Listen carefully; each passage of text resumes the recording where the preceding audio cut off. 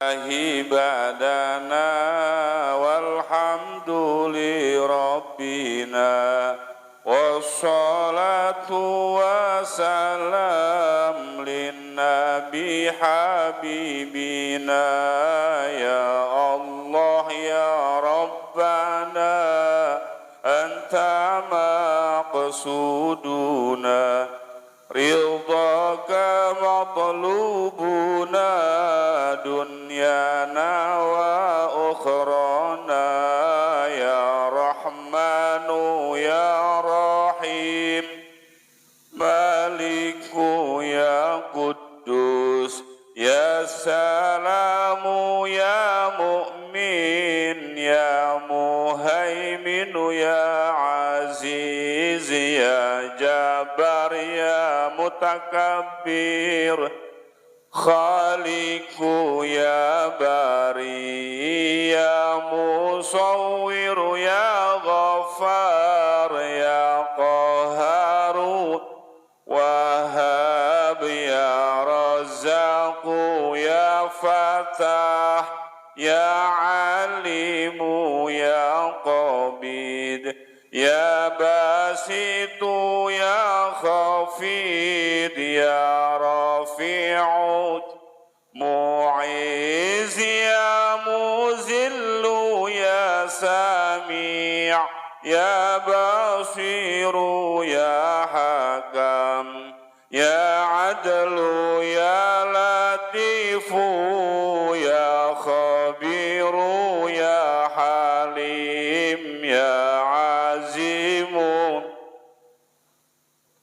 يا شكور يا علي يا كبير يا حفيظ يا مقيت حسيب يا جليل يا كريم يا رقيب يا مجيب يا واسع يا حكيم يا ودود يا مجيد يا باعث شاهد يا حق يا وكيل يا قوي يا متين يا ولي يا حميد يا محسن يا مبدئ يا معيد يا محيي يا مميت يا حي يا قيوم يا واجد يا ماجد يا أحد يا صمد يا قادر يا مقتدر يا مقدم يا مؤخر يا أول يا آخر يا ظاهر يا باطن يا ولي يا متعالي يا بر يا تواب يا منتقم يا عفو رؤوف يا مالك مالك الملك ذا الجلال والإكرام يا مقسط يا جميع يا غني يا مغني يا مانع يا ضار يا نافع يا نور يا هادي يا بديع يا باقي يا وارث يا رشيد يا صبور عز جل ذكره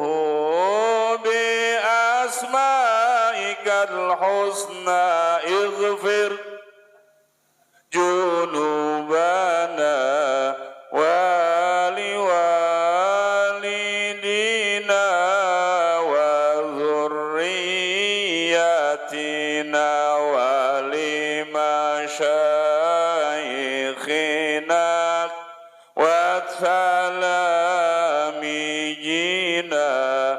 وجميع أهلنا ومن اتبعنا والمسلمين والمسلمات مؤمنين والمؤمنات كافة عامة الأحياء والأموات كفر عنا سيئاتنا واستر على يوبنا واجبر على نقصاننا وارفع درجاتنا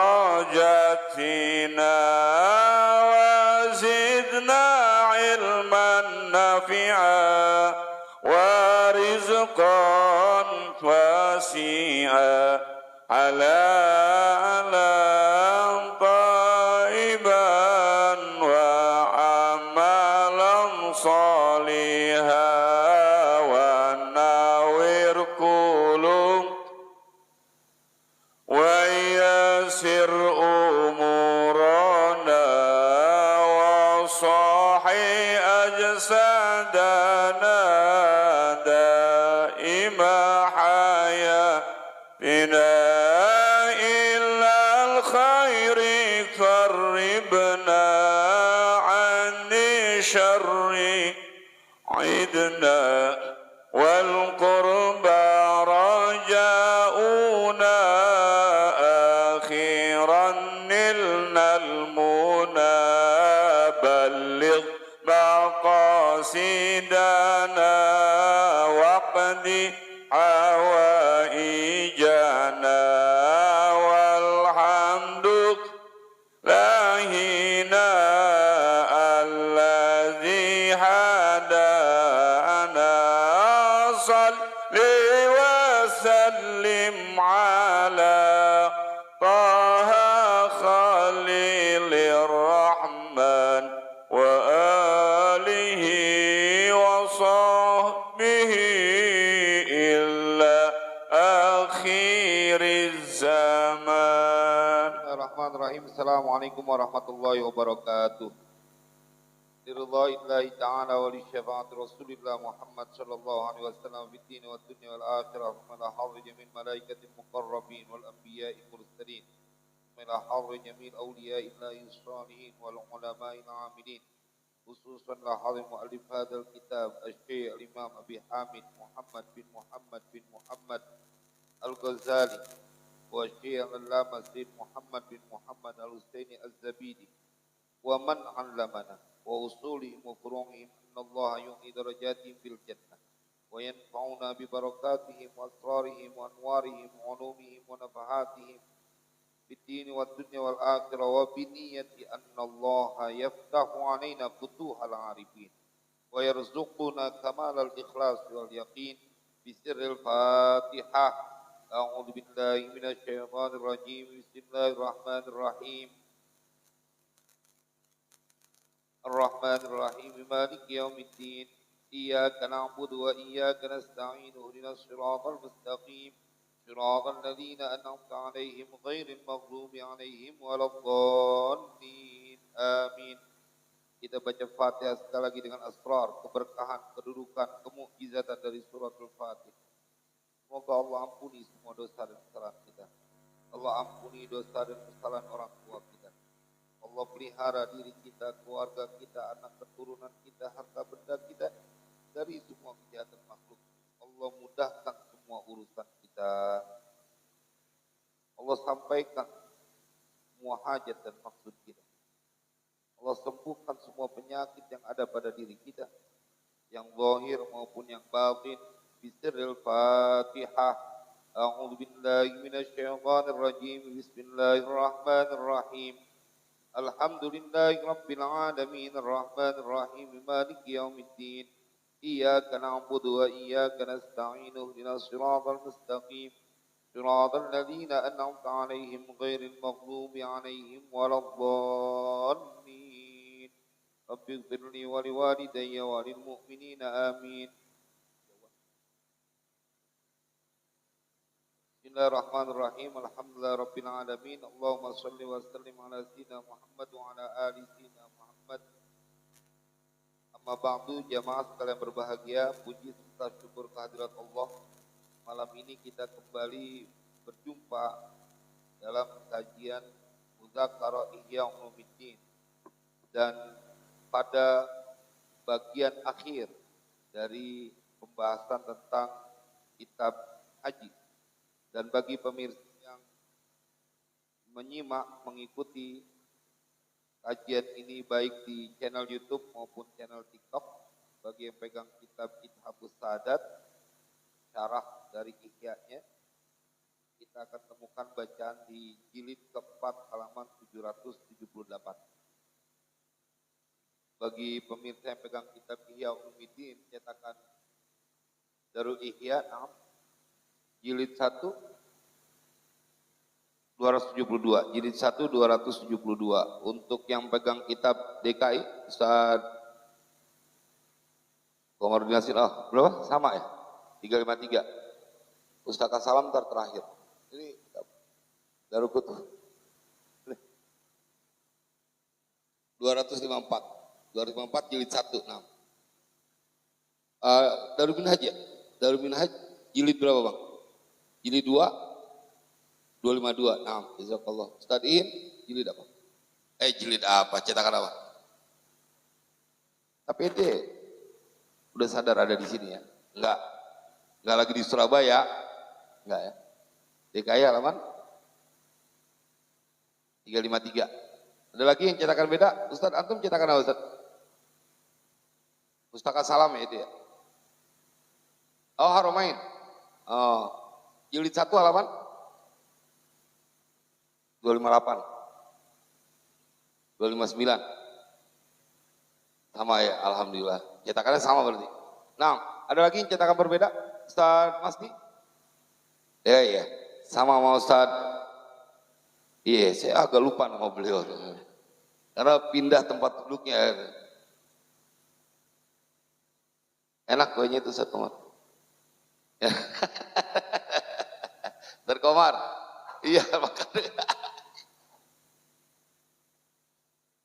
Tarik kaki. Iya. Cepot juga dia. Baik, langsung saja kita persilakan kepada Ustaz Muhammad Syarif untuk melanjutkan bacaan bagian akhir. Wa amma ziyaratu Rasulillah. Pada beliau kami persilakan. Assalamualaikum warahmatullahi wabarakatuh. Alhamdulillah wassalatu wassalamu ala Rasulillah wa ala alihi wa sahbihi wa ala amma ba'du. Wa qala Syekhul Muallif rahimahullah ta'ala wa adama naf'abi wa barakati qulubi wa fikum fid darain amin. Bismillahirrahmanirrahim. Wa amma ziyaratu Rasulillah sallallahu alaihi wasallam fayambagi an takifa baina yadayhi kama wasafnahu wa tazuruhu maitan kama tazuruhu hayyan wa la taqrabu min qabrihi illa kama kunta taqrubu min shakhsihil karimi law kana hayyan wa kama kunta taral hurmata fi an la tamassa shakhsahu wa la tuqabbilahu bal takifu min bu'din masilan baina yadayhi fakadzalika faf'al fa innal massa wa taqbila lil musyahidi adatun nasara wal yahudi wa'lam annahu alimun bihudurika wa qiyamika wa ziyaratika wa annahu yablughu salamuka wa salatuka famatsil suratahul karimata fi khayalika موضوعا في اللحد بإزائك وأحضر عزيم رتبته في قلبك فقد روي عنه صلى الله عليه وسلم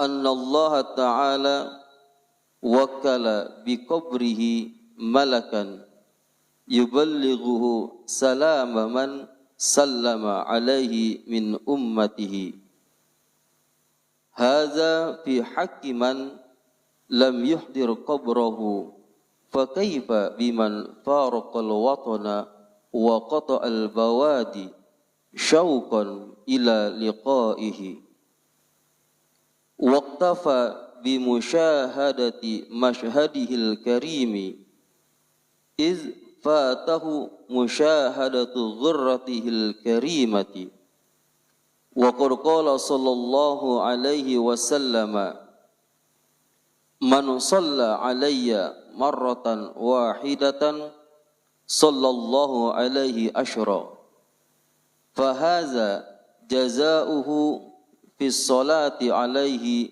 بلسانه فكيف بالحضور لزيارته ببدانه ثم أتي منبر الرسول صلى الله عليه وسلم وتوهم صعود النبي صلى الله عليه وسلم المنبر ومثل في قلبك طلعته البهية كأنها على المنبر وقد أحدق به المهاجرون والأنصار رضي الله عنهم وهو صلى الله عليه وسلم يحثهم على طاعة الله عز وجل بخطبته وسل الله عز وجل ألا يفرق في القيامة بينك وبينه فهذه وظيفة القلب أعمال الحج فإذا فرغ منها كلها فينبغي أن يلزم قلبه الحزن والهم والخوف وأنه ليس يدري أقبل منه حجه وأثبت في زمرة المحبوبين أم رد حجه وألحق بالمطرودين وليتعرف ذلك من قلبه وأعماله فإن صادف قلبه قد ازداد تجافيا عن دار الغرور وانصرافا إلى دار الأنس بالله تعالى ووجد أعماله قد أتزنت بميزان شرعي فليثق بالقبول فإن الله تعالى لا يقبل إلا من أحبه ومن أحبه تولاه وأظهر عليه آثار محبته وكف عنه سطوة عدوه إبليس لعنه الله فإذا ظهر ذلك عليه دل على القبول وإن كان الأمر بخلافه فيوشك أن يكون حظه من سفره العناء والتعب نعوذ بالله سبحانه وتعالى من ذلك ثم كتب أسرار الحج تم كتاب أسرار الحج يتلوه إن شاء الله تعالى كتاب آداب تلاوة القرآن والله أعلم. Naam, jazakumullah. Kita sudah mendengarkan bacaan dari Ustaz Muhammad Syarif dan nanti kita akan seperti biasa akan menerjemahkannya dan menyampaikan muradnya serta hikmahnya. Tentu ini sebuah karunia kita bisa menghatamkan bab tentang Kitabu Asraril Hajj, ya, Kitabu Asraril Hajj. Setiap kali menghatamkan tulisan-tulisan dari Imam Ghazali itu ada kebahagiaan. Selain ini adalah ketentuan Allah, boleh jadi yang menulis ridho ketika tulisannya dibaca dan dihatamkan oleh kita. Dan ini kitab yang paling lama dikarang oleh beliau, ya, karya yang fenomenal yang mudah-mudahan kita mendapatkan keberkahannya. Baik, saya meminta kepada Ustaz Ahmad, ya, untuk membacakan sifat dan rupa dari baginda Rasulullah supaya kita mempunyai bayangan seperti yang beliau janjikan malam Rabu kemarin. Sebelum kita masuk kepada bacaan dan nanti akan muradnya disampaikan oleh Ustaz siapa namanya? Salman, ya. Karena ini sebagai kafaroh 2 minggu enggak muradnya beliau. Dan nanti hikmahnya Ustaz Muslih, ya, Ustaz Muslih untuk menyampaikan hikmahnya. Boleh di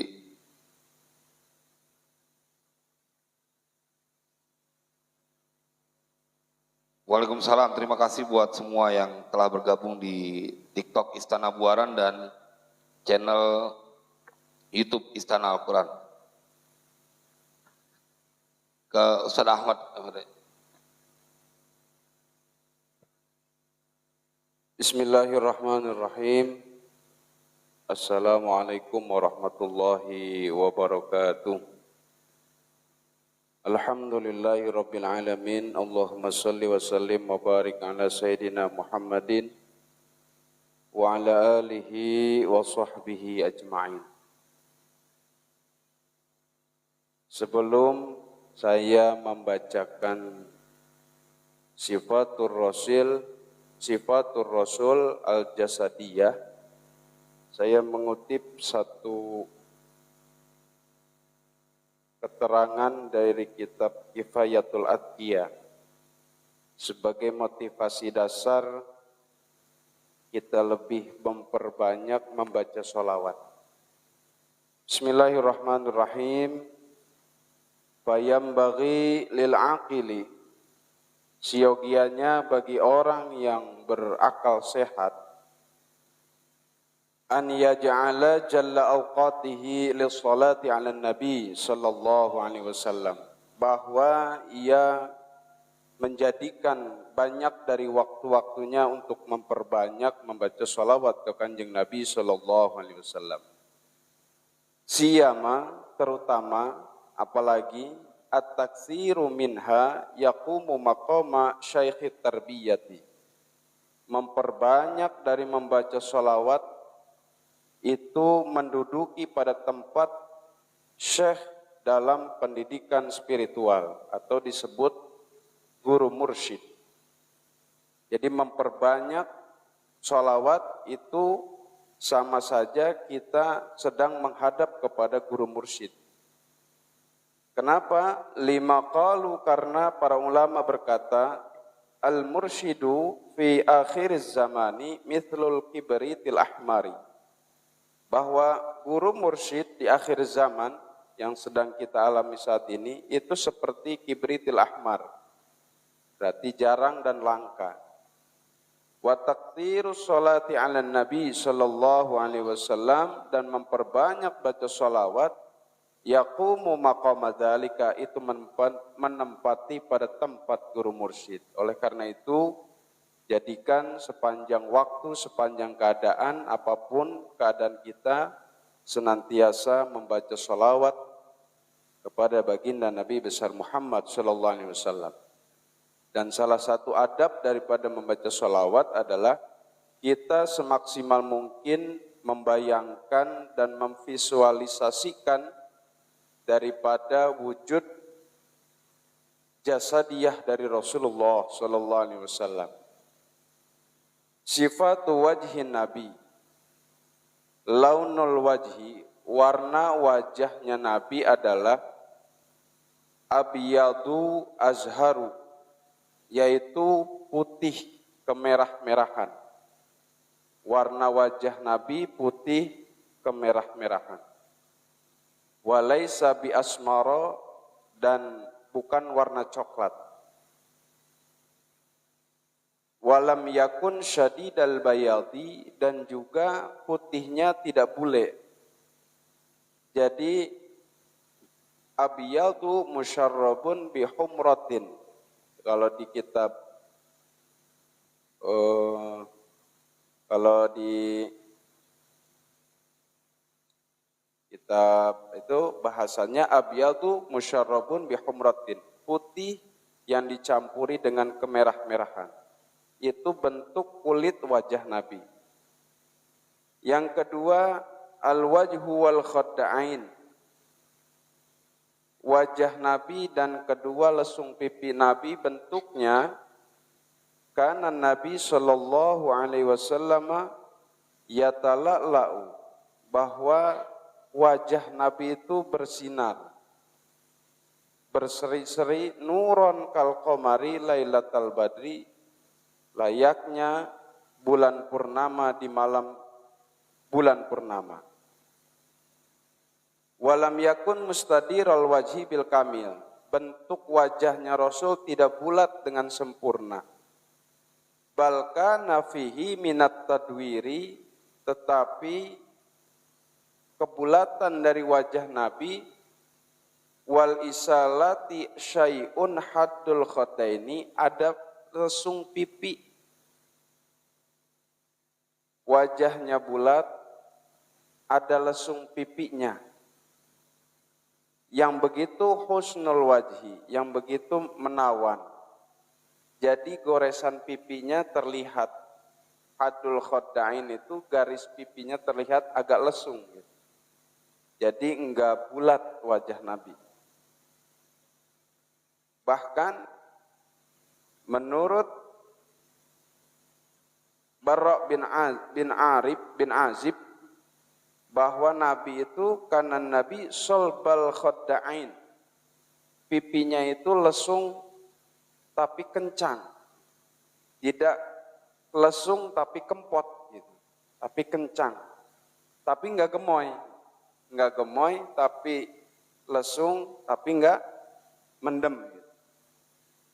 Al-jabin, dahi Nabi, karena Nabi mustawil jabin, rata, dahinya Nabi itu rata. Bahkan wakana yattasifu bi'tidali jabinihi, bahkan tersifati dahi Nabi itu datar, wattisaihi, dan luas. Berarti dapat kita gambarkan bahwa lebar dan panjang.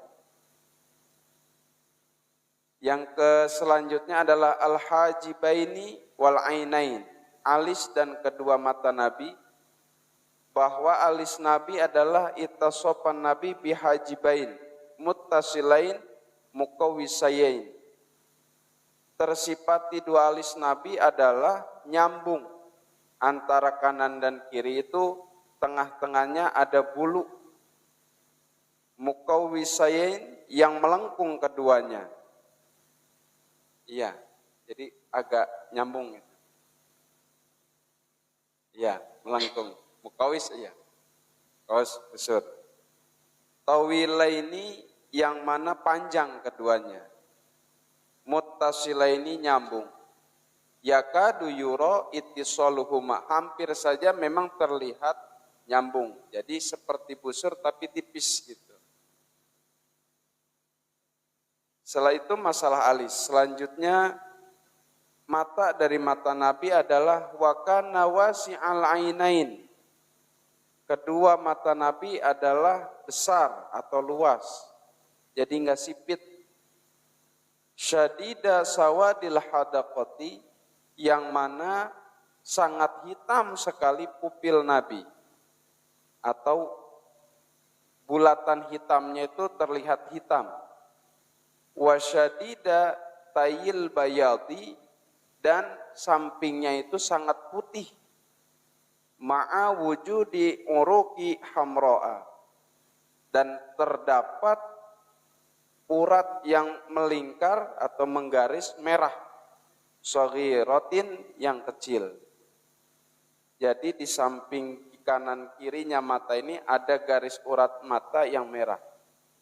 Jadi terlihat cantik, ada apa? Variasinya ada. Terlihat indah. Wa kanat rumusyuhu katsifatan wa qawilatan, dan bulu mata Nabi itu lentik, panjang dan tebal. Terlihat begitu menawannya itu, tampan dari dahi yang lebar, alis yang nyambung, tebal, mata yang lebar dan bulu mata yang lentik, sudah terlihat menawan. Turun lagi ke bawah al-anfu. Sekarang hidung Nabi. Karena Nabi sallallahu alaihi wasallam mustaqimal anfi fihi tulun biwastihi. Bahwa Nabi itu mustaqimal anfi. Hidungnya itu lurus, berarti mancung. Fihi tulun, panjang hidung Nabi. Biwastihi murtafi'un qalilan, yang mana di tengahnya ada murtafi'un qalilan, ada ke atas sedikit pas tulangnya itu agak menonjol. Wadaqiqul arnabah, dan lancip di ujungnya, di ujung hidungnya itu lancip. Arnabah itu ujung lancip. Torful anfi maksudnya. Jadi hidungnya mancung, di tengahnya ada lekukan, agak meninggi, dan ujung hidungnya itu lancip. Jadi mancungnya tidak lebar, jadi melancip. Turun ke bawah al-anfu wal asnanu, mulut Nabi dan gigi Nabi. Karena Nabi sallallahu alaihi wasallam wasi'al fami, adalah Nabi sallallahu alaihi wasallam bentuk bibir, bentuk mulutnya itu lebar.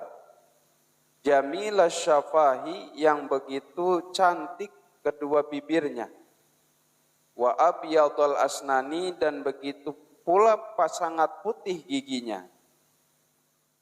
Dan giginya wa kana fi asnanihi taba'udun basitun. Di depan gigi Nabi ada renggangan sedikit. Ma baina sanaya wa rubaiyah, di antara lekukan dan segi empat. Jadi gigi Nabi tengahnya itu ada jarak yang sedikit memisah. Bahasanya apa? Iya, gigi depannya itu yang rubaiyah kan gigi dua itu, gigi kelinci. Nah itu ada renggangan. Turun lagi ke bawah al-lihyah, jenggot Nabi sallallahu alaihi wasallam. Karena Nabi sallallahu alaihi wasallam ladaihi lihyatun sauda'u, Nabi mempunyai jenggot yang sangat hitam. Kasifatus sya'ri, yang begitu tebal bulunya. Bimiqdari qabdatil yaddi, dengan seukuran segenggaman tangan. Jadi panjangnya itu sesuai yang diterangkan Imam Ghazali, bahwa disunahkan segenggaman tangan. Maka karena itu Rasulullah SAW telah memberikan contoh panjangnya jenggot Nabi yang tebal itu segenggaman tangan. Yang mana wa kana indahu al-qalilu minasy'aril abyadi fi anfaqatihi, dan di sisi Rasul di anfaqahnya, di bulu ini anfaqah, bulu antara kumis ya bibir bawah itu ada sedikit bulu yang putih. Jadi jenggotnya hitam, kumisnya tipis, dan di bawahnya bibir bawah itu terdapat bulu-bulu yang disebut anfaqah yang putih. Dalam hadis Bukhari ada. Kemudian rambut dan kepala Nabi. Karena Nabi Shallallahu Alaihi Wasallam dokhmar ra'si, bahwa Nabi kepalanya itu besar. Syadida sawadi sya'ri, yang begitu hitam rambutnya. Yakhlu minasyaib, tidak ada uban di dalamnya. Illa sya'iratin fi mafraqi ra'sihi, kecuali ada uban di dalamnya bila dipisah-pisah. Jadi tinggal beberapa helai, itu pun kalau dibuka, ya. Disingkap baru kelihatan, kalau enggak terlihat hitam. Dan juga karena mutamasyitos sya'ri, Nabi juga rambutnya itu seperti orang yang tersisir. Maksudnya laisa bil maj'ad walal mustarsal, tidak keriting dan tidak lurus. Jadi rambut Nabi ikal tebal hitam. Sunnahnya waqad kana yutiluhu ahyanan hatta syahmata udhunihi. Terkadang Rasul sewaktu-waktu memanjangkan rambutnya sepanjang kuping telinganya. Jadi segini panjang. Wa ahyanan hatta nisfa udhunaihi. Terkadang pula setengah dari 2 kuping. Jadi enggak rapih gitu kalau enggak kayak orang habis syukuran. Wa ahyanan ilaman kibaihi, dan sewaktu-waktu sampai pundaknya. Ini bagi yang mau sunnah rambut, maka seperti itulah sunnahnya.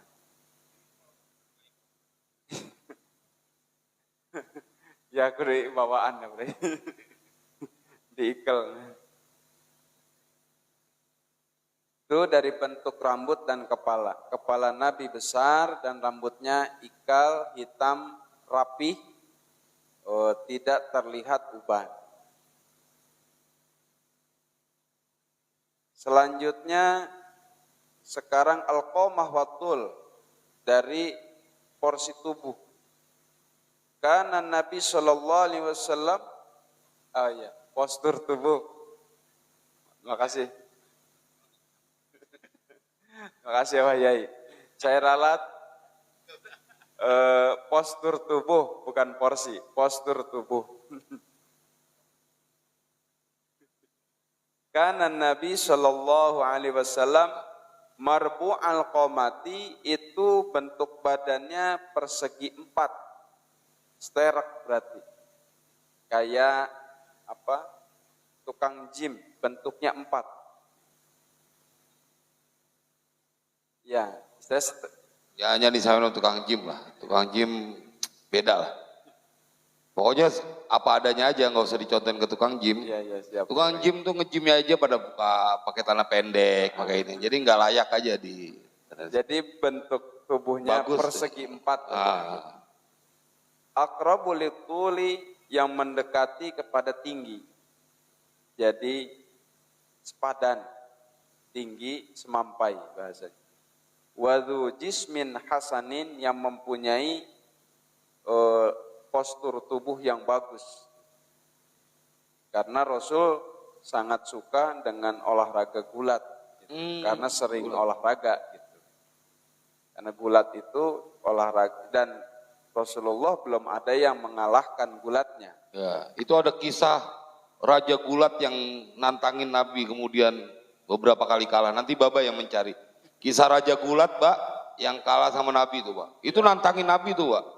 Dan sampai dikasih kesempatan berapa kali, kalah lagi. Nah, ini terlanjur udah disebut. Biar Bapak juga ada kerjaan.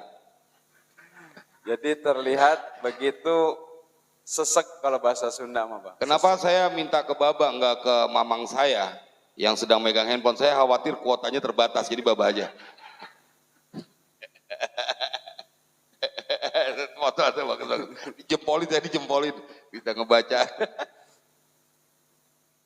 Raja Gulat, Pak, jagoan gulat, yang udah ketemu kan? Nah, nanti setelah ini Bapak ceritakan tentang Atau boleh kita, udah ketemu Pak? Boleh di ini dulu Ustaz, biar kita utuh penjelasannya tentang. Bismillahirrahmanirrahim. Assalamualaikum warahmatullahi wabarakatuh. Waalaikumsalam warahmatullahi wabarakatuh. Mengambil data yang ada di sini, diceritakan bahwa pegulat Rukhanah bin Abdul Yazid bin Hisam bin Abdullah Muttalib bin Abdul Manaf al-Muttalibi, lelaki paling kuat dari suku Quraisy. Lelaki paling kuat dari Paling suku kuat Quraisy. di suku Quraisy. Bahkan Rukhanah berjanji dan beriman kepada Allah jika Rasulullah bisa mengalahkannya. Ada challenge. Ada tantangan. Dan benar saja, pertandingan berakhir dengan kemenangan Rasulullah. Diriwayatkan pula, pertandingan tersebut diulang hingga 2 dan 3 kali. Namun berakhir sama, Rasulullah menang. Selain bergulat dengan Rukhanah, Nabi Muhammad SAW pernah beradu gulat dengan anak Rukhanah yang bernama Yazid bin Rukhanah. Yazid bin Rukhanah datang menemui Nabi Muhammad SAW dengan membawa 300 ekor domba. Ia berkata, "Wahai Muhammad, apakah engkau mau duel gulat denganku?" Kata Ibnu Abbas mengisahkan, Yazid bin Rukhanah yang selalu kalah duel dengan Rasulullah terus mengajak duel ulang sebanyak 3 kali yang seluruhnya dimenangkan Rasulullah. Allah sallallahu alaihi. Ketangguhan dan kemenangan Nabi Muhammad SAW dalam olahraga gulat menginspirasi para pengikutnya hingga saat ini. Siapa sangka saat ini banyak petarung muslim yang menggeluti olahraga gulat profesional, disebut MMA ada. Kayaknya Bapak ingin bercerita tentang itu. Islam terus siapa namanya? Islam Makachev dan Khabib Nurmagomedov. Tapi saya tahan Mbak, nggak usah terlalu banyak diceritakan tentang beliau-beliau gitu ya. Sudah, Karena memang itu keinginan mereka gulat kan, keahlian Gulat, mereka. betul. Gulat. Dari kecil sudah bergulat, udah bahkan dengan beruang. Gimana cerita itu Mbak dengan beruang? Tadi kagak disuruh ceritain tapi ditanya. Ada lagi Pak tentang Nabi yang tentang gulat? Demikian yang paling terkenal ini Kiai. Terima kasih. Terima kasih Jadi banyak. untuk memperkuat apa yang disampaikan oleh Ustaz Ahmad bahwa memang Nabi beberapa kali ditantang dalam duel gulat. Jadi bila Nabi bersabda bahwa Muslim yang kuat lebih dicintai gitu ya dibanding Muslim yang lemah, nah ini karena memang Nabi orangnya kuat. Kuat. Baik, assalamualaikum warahmatullahi wabarakatuh. Assalamualaikum warahmatullahi wabarakatuh. Agar kacamata yang belum siapkan untuk baca terpakai gitu ya. Iya, karena memang beliau alasan beli kacamata buat baca Ihya. Luar biasa, Pak. Dapat dilanjut Bapak ya? Iya, lanjut. Ya. An Anas bin Malik radhiyallahu an qala, Anas bin Malik radhiyallahu an berkata, menceritakan bahwa Rasulullah bentuk tubuhnya adalah rob'atan, yaitu persegi.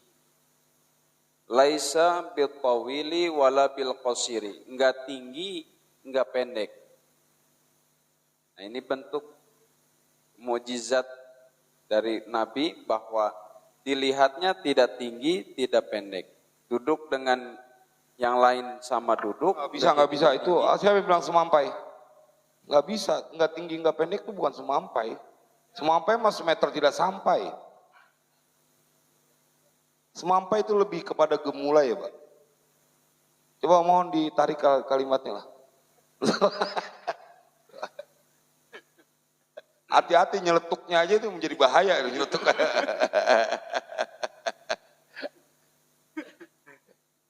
lebih identik ke perempuan kan Mbak semampai Mbak. Sorry Mang, saya ingin membuka ini keadaan Mamang. Apakah dalam pikiran Mamang sekarang ada wanita lain? Atau encing membayangi? Dua.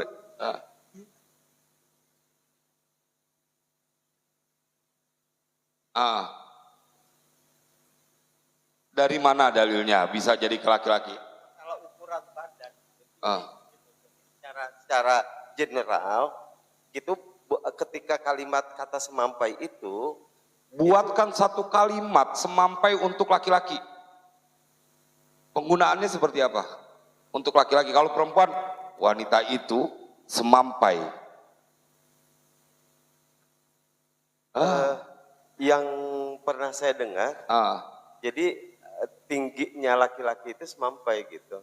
Artinya dia tidak terlalu tinggi, juga tidak terlalu pendek gitu. Itu yang kalimat yang pernah saya dengar. Kalimat itu saya dengar sama, cuman pemahaman kita yang beda.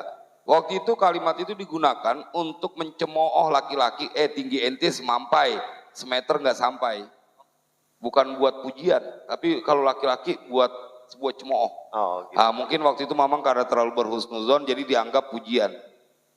Padahal semampai itu emang konotasinya perempuan. Ada mungkin pernah mendengar laki-laki semampai? Enggak, itu buat makanya buat cemooh. Dia kalau buat perempuan memang yang sering kita ini semampai. Lelaki itu berlari dengan gagah dan semampai, atau lelaki itu kayaknya nggak pernah kita dengar. Jadi perlu diralat. Ya? Perlu diralat itu semampai itu. Baik. Itu yang paling aman, yang paling aman itu. Nggak, akhirnya usaha saya berhasil menghentikan tangan beliau megang handphone. Lagi mencatat. Iya di note sama beliau. Nah, Sekali lagi bahwa Imam Anas bin Malik menceritakan Rasulullah SAW tubuhnya itu persegi yang tidak tinggi dan tidak pendek dan hasanal jismi dan bagus badannya. itu bahasa di TikTok ada yang komen bahasa Betawinya yang antum sampaikan keker katanya. Keker. Iya, tahu namanya. Anda sedang menguji bagaimana kepekanan tuh. Iya.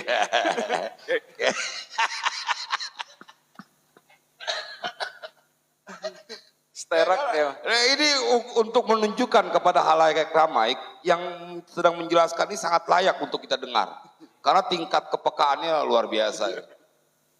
Kalau antum bilang, oh ternyata keker, gak ada parah itu antum parah nih ya, gimana Pak?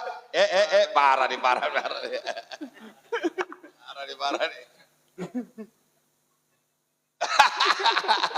Coba mic-nya kasih ke beliau,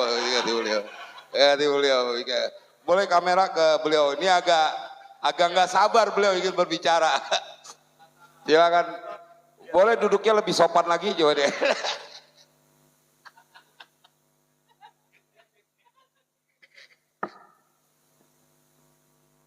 Ya, jadi apa yang tadi disampaikan biar terdengar oleh orang ramai pada saat keker gitu. Terus apa tadi yang Bang Haji Rofi? Jadi intinya yang saya tangkap sedikit, ya mungkin agak-agak sudah memahami nih, Ustaz, saya sedang memvisualisasikan yang Ustaz gambarkan itu bahwa Rasulullah punya badan yang apa tadi disebutnya itu? Sebelumnya persegi. Seakan-akan kita ngebaikin bahwa beliau punya badan yang bidang, artinya nggak kelihatan layu begitu. Lalu tegap, kemudian kekal, gitu. Jadi bayangan kita adalah sosok seorang laki-laki yang ideal. Kaitannya merujak bebek mana? Ini yang lempengnya dulu ya. Plesetannya belakangan.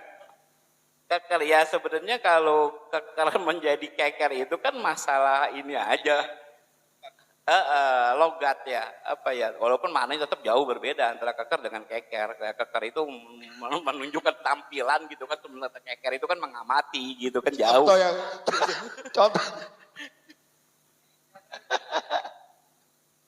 Contoh lain yang artinya berbeda tulisannya sama. Ya, seperti iyalah contohnya rujak bebek. Kalau di kita itu kan rujak bebek adalah rujak yang isinya buah-buahan mentah lalu ditumbuk gitu kan. Rujak bebek. Kalau salah baca gitu kan menjadi rujak bebek. Rujak bebek tentu dengan intonasi yang berbeda juga kan gitu. Rujak bebek dengan rujak bebek gitu kan, tulisannya sama Ustaz, tapi pemahamannya jauh. Nah seperti itulah tadi kurang lebih perbedaan ini. Kalau Cipete jadinya Cipete. Gitu ya, kurang lebih begitu Ustaz. Mohon maaf, terima kasih. Assalamualaikum warahmatullahi wabarakatuh. Gagah, yang jelas intinya Nabi gagah gitu ya. Gagah gitu ya. Tidak semampai, jangan diulangi lagi nyentuh semampai. Ini gara-gara semampai panjang nih.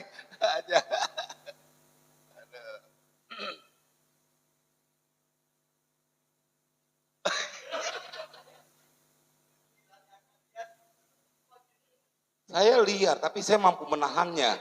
Kalau Mamang liar dan tidak tertahan. Nggak terkontrol. Aduh, ini gara-gara keker sini, gara-gara keker, keker. Ustaz Ahmad, silakan lanjut Ustaz Ahmad. Terima kasih ya Pak Yai. Al-anku warrokobatu. Ya, saya setelah mentelaah sering sering memvisualisasi menggambar Rasul, bukan lagi kesedihan, tapi begitu malah teriang-iang ke gagahannya, ketampanannya gitu, sehingga ada keriangan sendiri gitu. Apa yang nah ini karena antum ngomong masalah keriangan, dari sisi mana antum meriangnya? Yang selama ini kita hanya membaca sholawat gitu, Pak. Tidak kita mentelaah sedalam ini, bahkan ini keterangan sudah banyak dan dari dulu sudah ada sebenarnya, tapi kita tidak peka sedalam ini. Setelah kita dibimbing oleh Imam Ghazali, ternyata ada pemikiran, coba dong gali secara jasadiyah, mendalam, supaya terlihat ketika engkau baca sholawat seakan-akan Rasulullah di depan. Kemudian saya mencoba masuk ke dalam, kok ada rasa riang gitu, bukan lagi sedih gitu. Betapa visual yang tadinya tidak ada, sekarang ada gitu. Seakan-akan kehadiran beliau bukan lagi kesedihan, tapi ada rasa suka duka yang nggak bisa kita ungkapkan rasa itu gitu Pak. Karena ini ya harus terjadi pula kepada handai tolan sekalian, bahwa siokiannya sebanyak-banyaknya sholawat harus kita iringi dengan kehadiran Rasul. Kita mencoba merasuk ke dalam, nanti menemukan satu titik kebahagiaan yang kita itu bukan lagi membaca sholawat, tapi rasa itu sehingga tidak terungkapkan sholawat kita. Cuman ada kegembiraan gitu. Sholawat itu tidak terucap, tapi kegembiraan itu ada.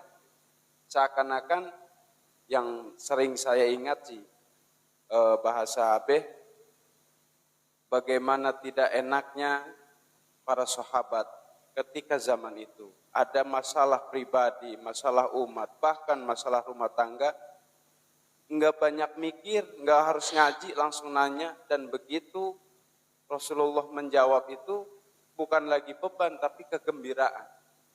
Bagaimana Rasulullah menghukumi bagi mereka yang masih bermabuk-mabukan. Mungkin untuk saat ini seakan kejam, tapi dengan cinta yang begitu mendalam. Seakan itu bukan siksaan, tapi rasa cinta yang dia menerima dengan ikhlas, bahwa dia dihukumi dengan hukum Allah, karena terlihat Rasulullah yang nyuruh gitu. Nah dengan itu maka kita harus berusaha masuk ke ranah itu. Makanya salah satu adab daripada membaca sholawat harus menghadirkan hati bahwa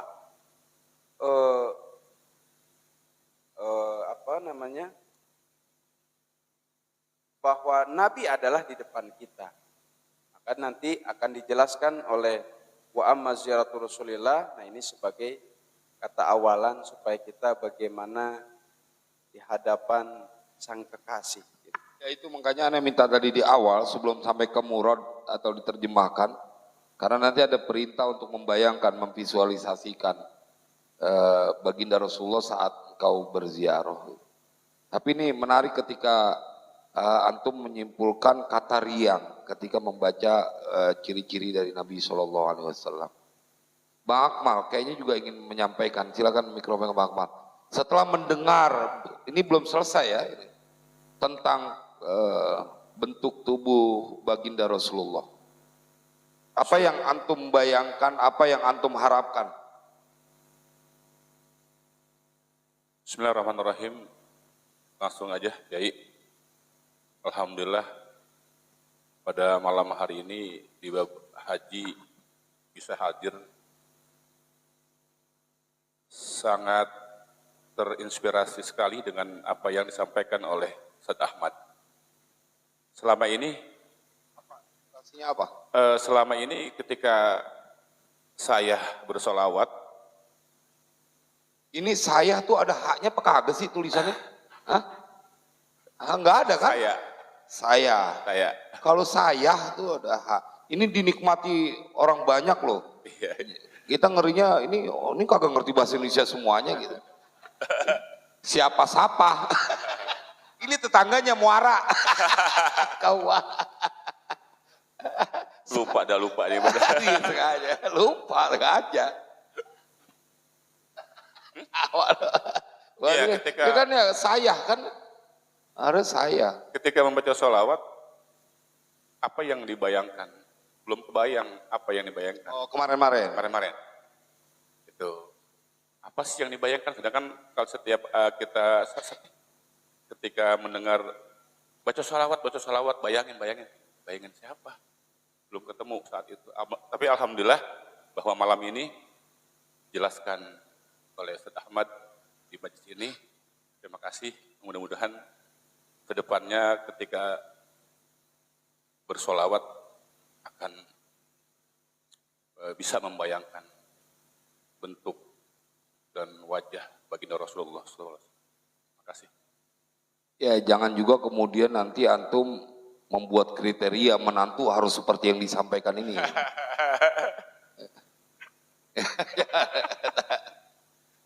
Boleh ada lagi yang ingin menambahkan dari separuh yang dijelaskan oleh Ustaz Ahmad? Ustaz Komar silakan, Ustaz Komar.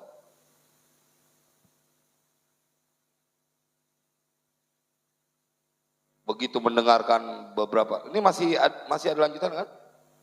Oh, nah, ini baru sampai di dada ya, bagian dada. Bismillahirrahmanirrahim.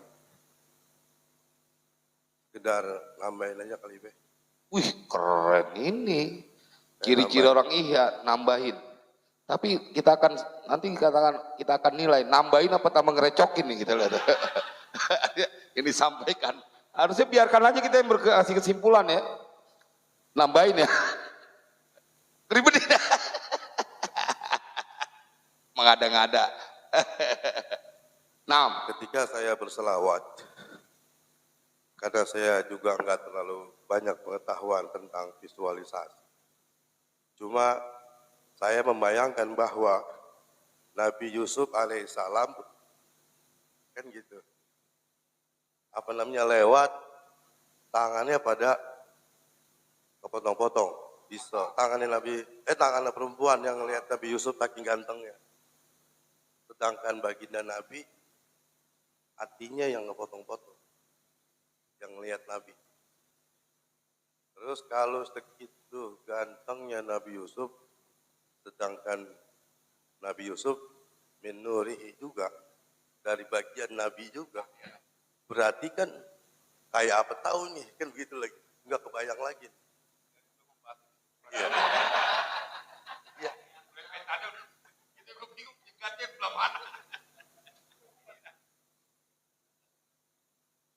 Nggak kebayang lagi tingkat kegantengannya. Karena Nabi Yusuf ganteng itu kan cuma beberapa persen daripada Nabi kita. Terus tentang kekuatannya pernah juga ada yang bercerita, cuma saya lupa ceritanya itu begini. Orangnya yang cerita saya lupa. Nah itu orangnya saya lupa. Saking kuatnya. Itu kulit sampi digelar. Kulit sampi ini tebal nih. Diinjek sama Nabi. Ditarik sama orang yang begitu kuat. Enggak kena ketarik. Sobek kulit. Oh mauan putus itunya. Kulit sampinya. Gitu. Kayak apa ini injekannya gini kan. Bapak boleh sambil berjalan dicari tentang kebenaran kisah ini, Pak. Karena ini luar biasa nih, baru saya dengar nih, keren ini. Tapi tentang kekuatan juga nih kan. Jadi saking kuatnya, nah itu yang jadi kayak membayangkannya yang begitu-begitu aja, yang dengar-dengar diceritakan hebatnya baginda Nabi. Ada yang lebih hebat, tapi lebih hebat lagi baginda Nabi. Seperti kalau Nabi Musa harus disentuh begitu lautnya dengan tongkatnya, Nabi membelah bulan nggak pakai disentuh. Iya. Kan hebat lagi namanya. Nah itu aja sih yang ingin saya sampaikan. Keren. Jazakumullah. Ada lagi yang menambahkan? Ustaz Musli mungkin? Haji Aris? Silakan.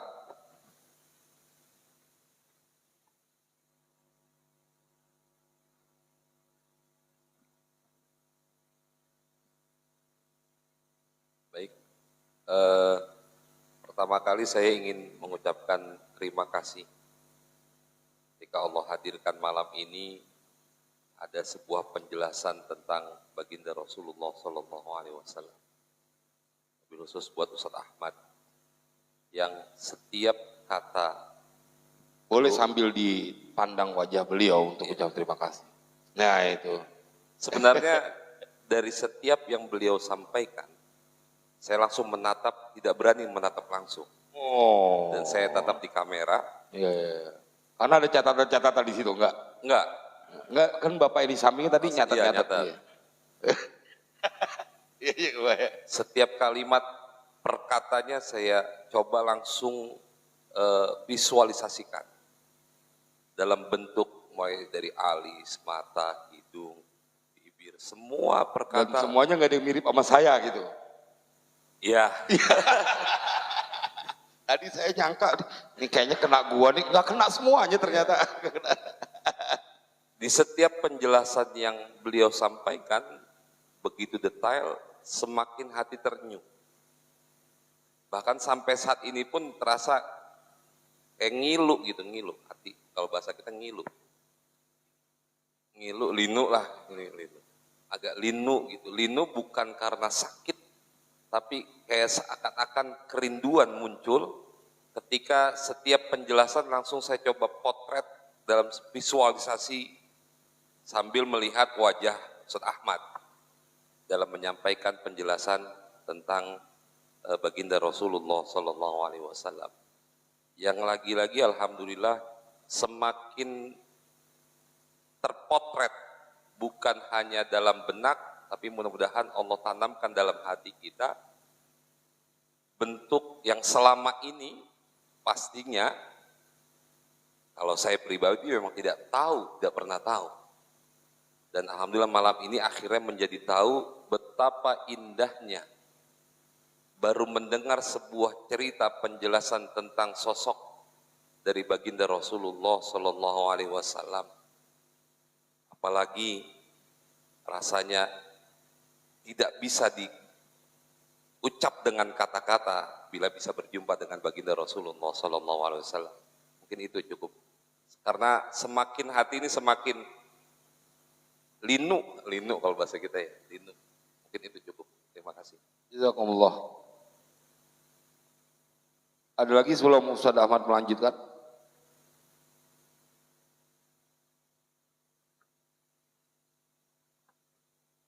Nah, boleh dilanjutkan Ustaz Ahmad.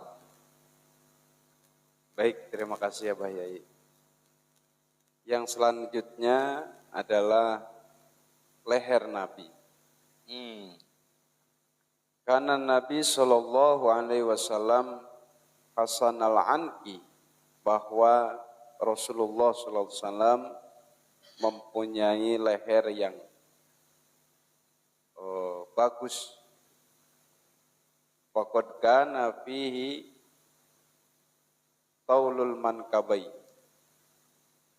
bahwa Rasulullah mempunyai di samping leher yang panjang pun mempunyai bahu yang lebar. Bahasa tulun kalau leher panjang, berarti kalau bahu melebar dia.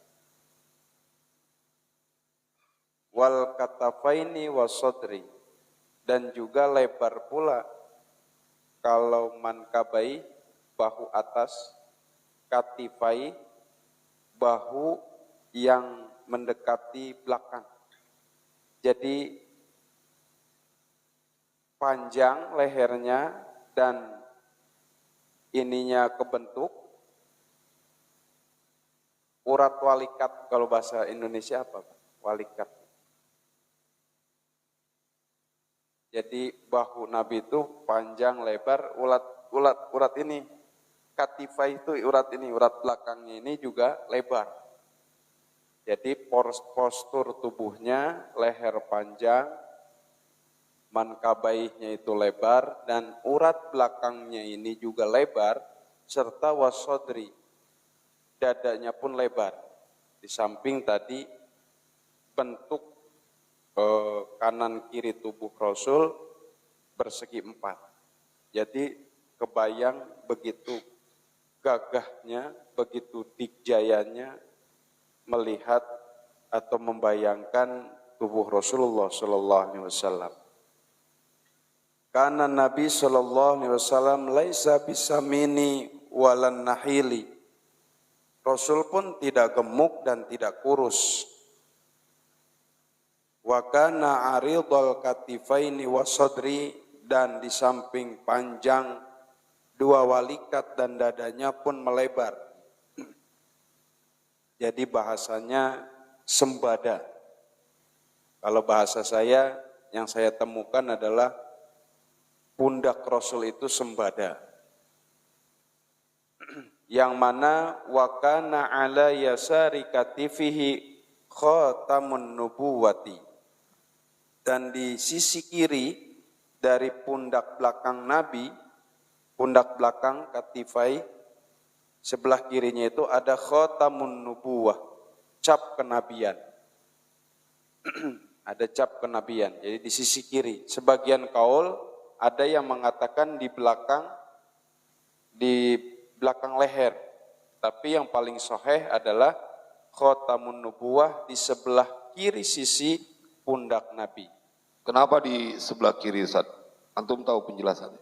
Ini riwayat Anas bin Malik, Pak. Iya, nah, itu kan yang masyhur di situ. Iya, yang masyhur. Kenapa khotamnya itu adanya di sebelah kiri? Itu belum tahu alasan itu. Karena dia sejajar dengan jantung. Itu kenapa kemudian masyhur di sebelah kiri, karena dia sejajar dengan itu. Ini kan daerah sini kan itu. Nah itu, jadi hatinya kan beberapa kali Nabi mendapatkan, ada yang bilang riwayat 4 kali, ada yang riwayat 2 kali Nabi dicuci. Jadi kenapa di sebelah kiri itu ulama bilang karena ini wilayah yang paling penting lah hati. Kan kalau hati itu bersih semuanya, baik semuanya. Nah itu tambahan aja. Aneh mengawali dengan pertanyaan karena saking hormat sama antum, khawatirnya antum sudah mengetahuinya. Terima kasih banyak. Nah, jadi memang yang masyhur di sebelah kiri. Nah, jadi yang sahih kiri, yang ini sebagian pendapat. Nah, selanjutnya dari leher kita turun ke lengan dan kedua ketiak Nabi. Karena Nabi sallallahu alaihi wasallam abyadul ibtaini. Kedua ketiak Nabi putih warnanya. Wa tawilad dhira'aini, dan lengan Rasul panjang. Jadi memang sepadan gitu, karena badannya seterek pun tangannya panjang gitu. Jadi kelihatan kegagahannya. Sebagian kaul bukan hanya panjang tapi memang bulat memanjang, berarti terlihat kekarnya. Jadi bukan panjang doang tapi memang kalau saya lihat kan tangan saya panjang nih, segini lumayan bah, tapi tipis gitu, kecil. Nah ini ada yang panjang tapi berotot. Ya, gitu. Kemudian al-kafu wal asabi, dua telapak tangan Nabi dan jari-jarinya. Karena Nabi sallallahu alaihi wasallam wasi'al kafaini. tangannya lebar. Bahwa Rasul mempunyai tangan yang lebar, telapak tangan yang lebar, tawilal asabi'i, dan jari jemarinya itu panjang. Dunan iqodin, tidak bungkret. Jadi panjang gitu. Kalau saya bungkret, Pak. Jadi panjang lentik, panjang bagus gitu. Ya, dari awal antum ceritain emang gak ada yang mirip mantum. Jadi biar nggak merusak yang lain itu, Bang. Ntar kalau saya nyebut yang lain kena kasus. Body shaming. Jadi tangan Rasul, telapak tangannya lebar dan jari jemarinya panjang yang tidak bungkret. Dan bahkan wakana malmasu yadaihi, tempat dipegang. Malmas itu tempat dipegang, berarti tempat dipegangnya berarti kulit ini. Na'iman layyinan, lentur dan lembut, kenyal dan lembut. Na'iman. Kenyal jangan. Iya, lentur lah. Ya lentur aja, lembut boleh. Kenyal jangan. Membuat mamang saya semakin liar nanti. Ya, coba, Ya, mohon saya dijaga. ralat. Ya. Na'iman layyinan, lentur dan lembut. Jadi tangan Rasul kendati pun pekerja keras, sering pengembala, tapi dijaga oleh Allah bahwa kelembutan tangan Rasul sampai segitunya. Ada dua sifat, na'iman, layyinan, lentur dan lembut. Yang kita temui kebanyakan lembut atau lentur tapi kasar, tapi keduanya ini jarang. Antum tidak seperti itu juga kan pasti? Sama Pak. Iya, sebelum antum yang ngomong ada duluan. Dan telapak tangan saya tidak seperti itu. Dan inilah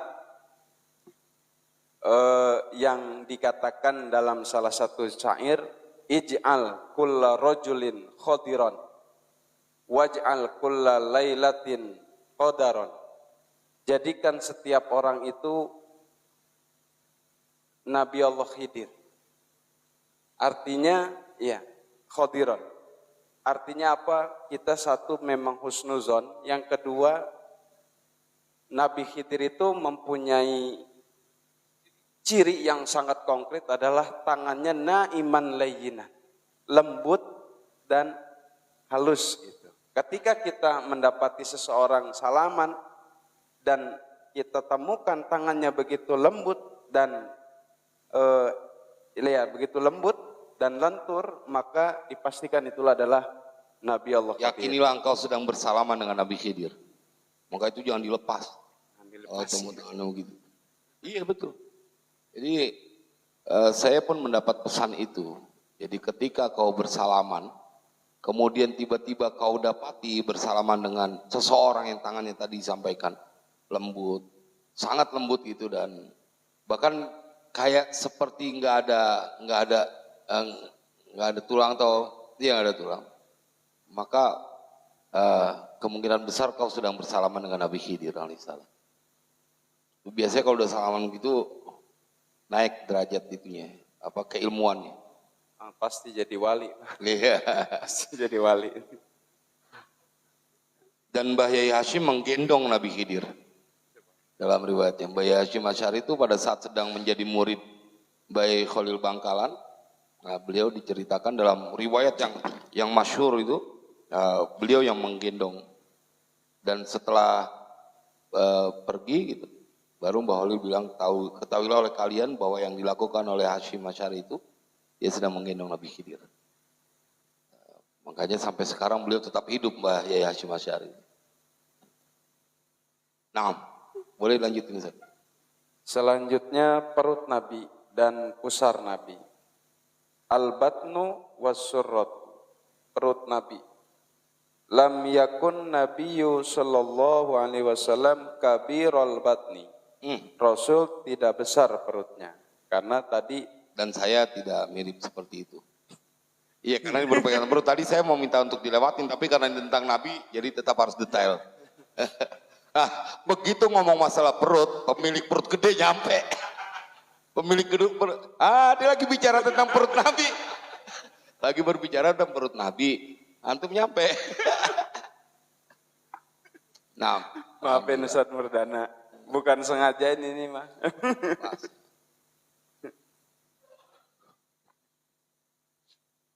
nah Ustaz, lanjut Ustaz. Wa kana yasilu ma baina surrati wal lubbah khatu daqiqin minasya'ri.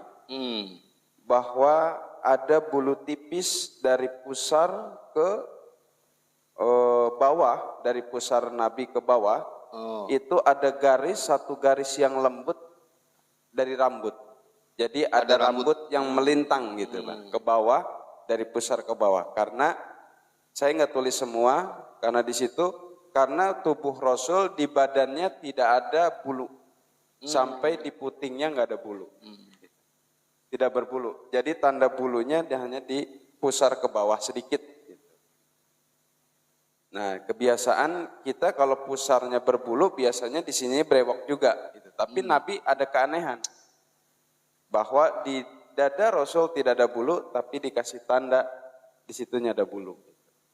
Dan ada pernah mendapati itu, Wajud? Pernah mendapati hal kayak gitu? Belum. Karena kalau mendapati kayak gitu bahaya. Suka memperhatikan lelaki.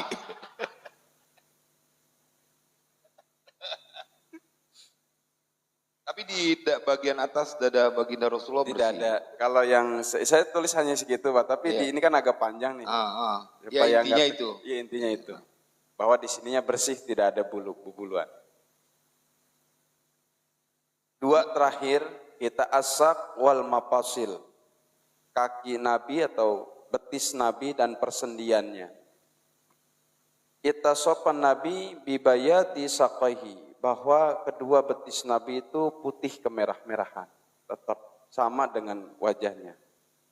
Wa bidokhamati rukbataihi, dan wa mafasilihi, dan besar dua lutut Nabi dan persendiannya. Jadi benar-benar keker gitu, bukan keker tapi keker, steret. Jadi betis Nabi dan persendiannya itu besar dan berwarna kulit putih kemerahan. Yang pada akhirnya al-qadamu, dua telapak Nabi, kanat qadamayin Nabi tartafi'u batinahu anil ardi, bahwa dua telapak kaki Nabi itu terangkat dari sisi dalamnya dari bumi, jadi legok.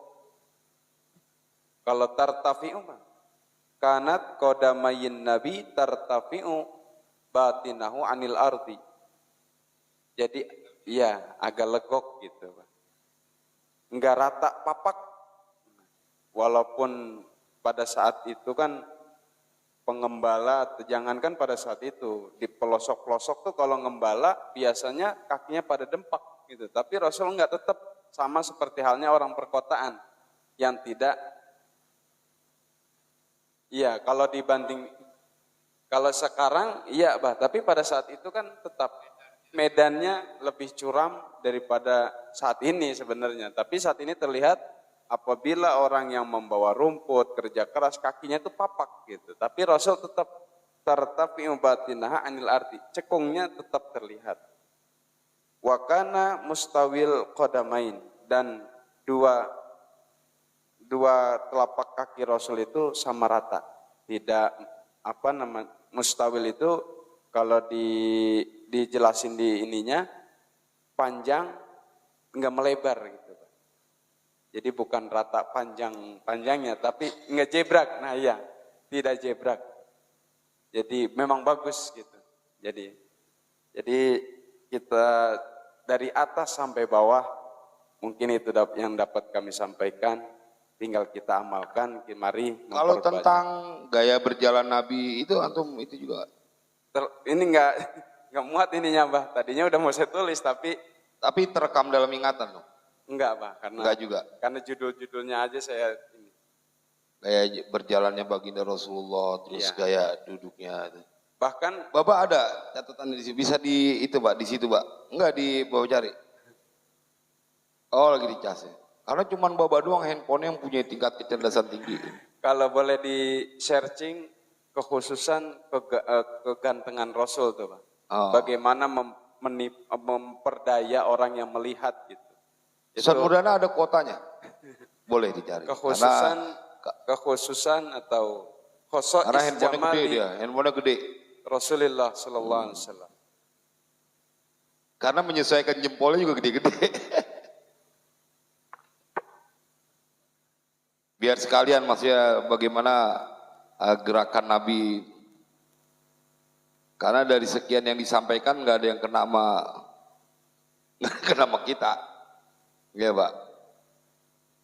Mudah-mudahan digerakkan kita. Kalau itu kan sudah dalam bentuk asli ciptaannya.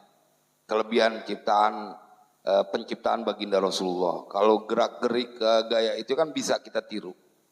Nah, karena itu kita butuh penjelasan bagaimana cara berjalannya Nabi. Terus bagaimana cara ya berbagai kegiatan perbuatan Nabi. Oh. Rasul itu kalau jalan begini, kayak orang turun gunung. Nah itu dia. Makanya itu yang saya perlu dibaca. Iya. Iya betul. Dan saya sudah membacanya, cuman kan gak enak kalau saya mendominasi ini. Karena pasti banyak salahnya saya. Berarti katanya lemah.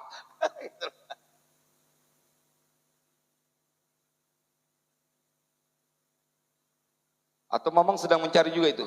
Enggak ya? Sedang mencatat berarti. Bang Haji Rafiuddin mungkin bisa dicari bantu searching, agak kerepotan beliau nih dari wajahnya. Berkali-kali dandanin kacamata. Kurang cepat juga ya.